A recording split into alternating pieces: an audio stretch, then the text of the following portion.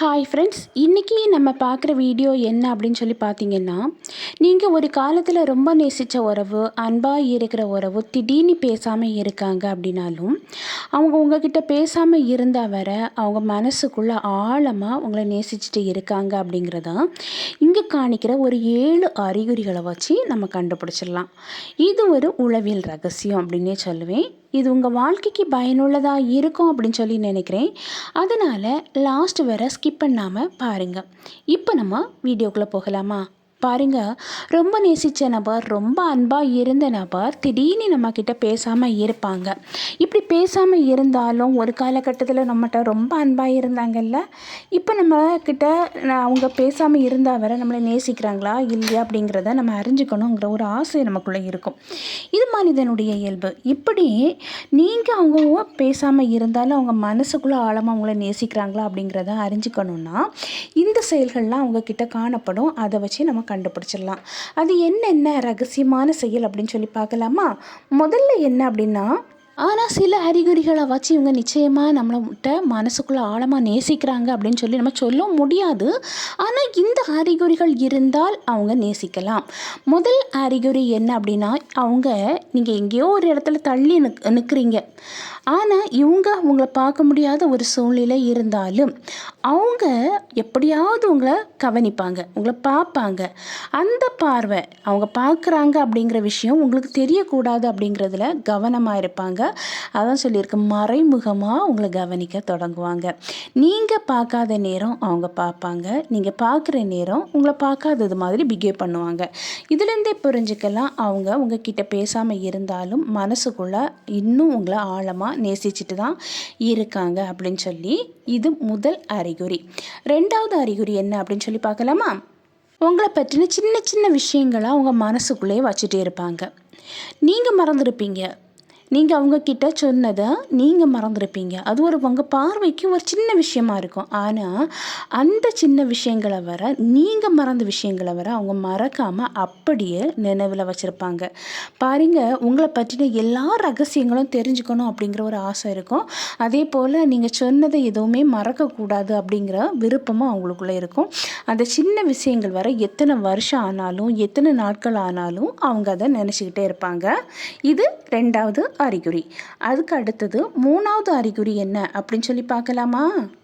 உங்கள் வாழ்க்கையில் ஏதோ ஒரு கஷ்டம் திடீர்னு வந்துடுச்சுன்னு வைங்களேன். அது பண கஷ்டமாக இருக்கலாம், இல்லைன்னா தொழிலில் ஏதோ ஒரு நஷ்டத்தின் நிமித்தமாக உள்ள, கடன் சுமை நிமித்தமாக உள்ள ஒரு கஷ்டமாக இருக்கலாம், இல்லைன்னா ஆரோக்கிய குறைபாடு, நல்லா ஏதாவது ஒரு சின்ன ஆரோக்கிய குறைபாடு உங்கள் லைஃப்பில் வந்திருக்கலாம்.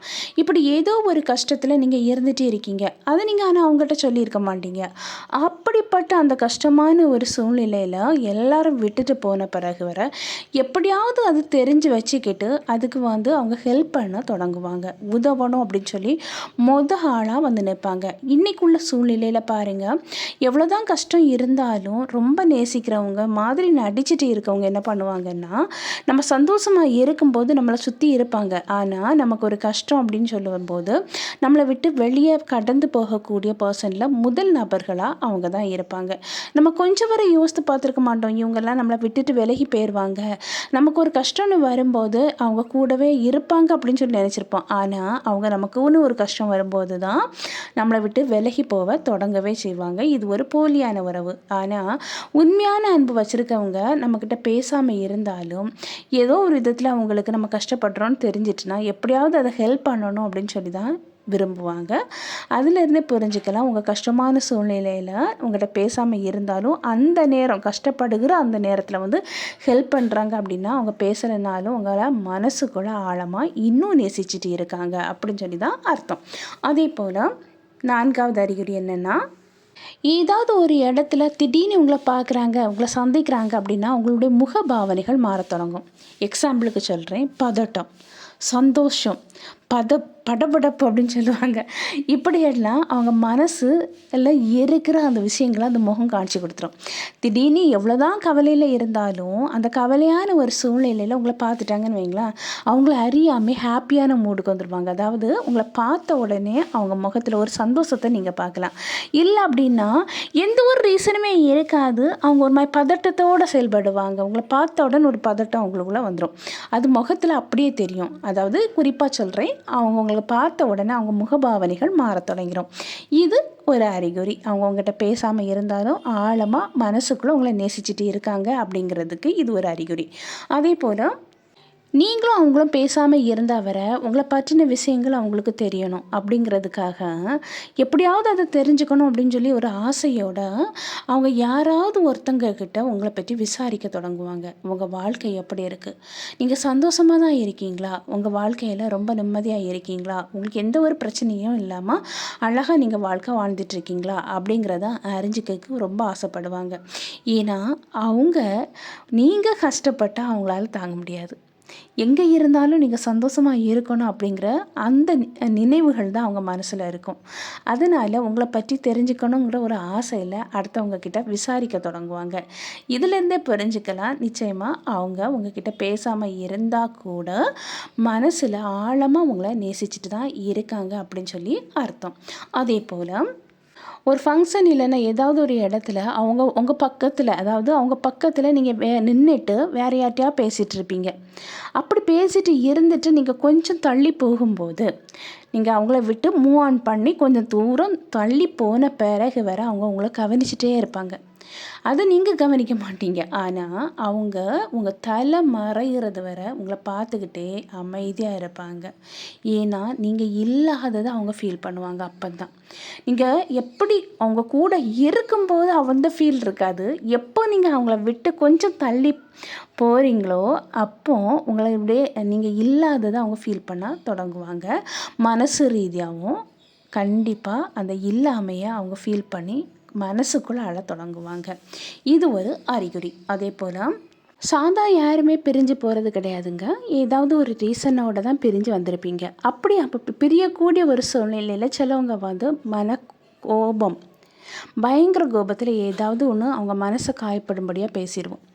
அப்படி நம்ம கோபப்பட்டிருந்தா வேற நம்ம மீது ஒரு வெறுப்பை காணிக்க மாட்டாங்க, வெளியே பேச மாட்டாங்க, அவ்வளோதான். ஆனால் அவங்க மனசுக்குள்ளே என்ன தெரியுமா யோசிச்சுட்டே இருப்பாங்க, உங்களை பற்றின ஒரு வெறுப்பு இருக்கவே இருக்காது. ஜஸ்ட் ஒரு கோவம் இருக்கும், இவங்களா இருந்துட்டு இப்படி பேசிட்டாங்களா அப்படிங்கிற ஒரு எண்ணம் இருந்துட்டு தான் இருக்கும். ஆனாலும் நீங்கள் வாழ்க்கையில் அழிஞ்சு போகணும், உங்கள் வாழ்க்கை நல்லா இருக்கக்கூடாது அப்படிங்கிற எண்ணம் அவங்க மனசுக்குள்ளே வரவே வராது.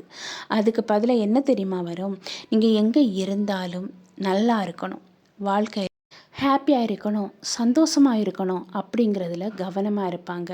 பாருங்க, ஒரு உறவு உண்மையாக நேசித்து உங்கள் கூடவே ட்ராவல் பண்ணுது, உங்களுக்காக உயிரே கொடுக்க வர தயாராக இருக்குது, நீங்கள் ஒரு கஷ்டத்தில் இருக்கும்போது ஓடி வந்து ஹெல்ப் பண்ணுது, உங்ககிட்ட எந்த ஒரு எதிர்பார்ப்பும் அவங்கக்கிட்ட இல்லாமல் அன்பை கொட்டி கொட்டி தருது அப்படின்னா நிச்சயமாக அந்த உறவு உங்களை உண்மையாகவே உயிராகவே நேசிக்கிறாங்க அப்படின்னு சொல்லி அர்த்தங்க. வாழ்க்கையில் ஏதோ ஒரு சின்ன பிரச்சனை நிமித்தமாக ஈகோ, போட்டி, பொறாமை, நீ பெருசா நான் பெருசா அப்படிங்கிற அந்த யூகோவில் ஏதோ ஒரு சின்ன மிஸ் அண்டர்ஸ்டாண்டிங் வரும்போது ஒருத்தருக்கு ஒருத்தர் பேசாமல் அந்த ஈகோனால் பிரிஞ்சு போனீங்கன்னா நிச்சயமாக சொல்கிறேன், நீங்கள் நல்ல ஒரு உறவை மிஸ் பண்ணுறீங்க அப்படின்னு சொல்லி அர்த்தங்க. ஏன்னா எந்த ஒரு எதிர்பார்ப்பும் இல்லாமல் ஓடி ஓடி அன்பு காணிக்கிற பர்சனை இன்றைக்கி பார்க்குறது ரொம்ப ரொம்ப ரேராக இருக்குது. ஏன்னா சுற்றி வருவாங்க, அன்பாக பழகுவாங்க அப்படின்னு சொல்லி நினைப்போம். ஆனால் லாஸ்ட்டில் சொல்லிட்டு போவாங்க, நான் தேவைக்காக மட்டும்தான் உன்கிட்ட பேசிகிட்டு இருக்கேன் அப்படின்னு சொல்லிட்டு.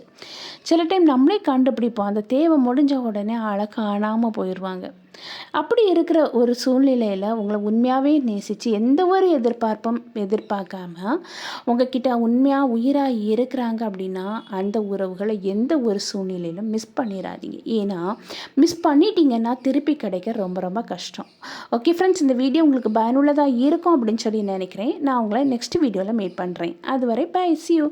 இந்த வீடியோ பிடிச்சிருந்துன்னா லைக் பண்ணுங்கள், ஷேர் பண்ணுங்கள், சப்ஸ்கிரைப் பண்ணுங்கள், ஹைப் பண்ணுங்கள், பக்கத்தில் இருக்கிற ஆல்ங்கிற பட்டனையும் கிளிக் பண்ணிக்கோங்க. அப்போ தான் நான் போடக்கூடிய வீடியோ உங்களுக்கு உடனுக்குடன் அப்லோட் ஆகும். நான் உங்களை நெக்ஸ்ட் வீடியோவில் மீட் பண்ணுறேன். அதுவரை பை, see you.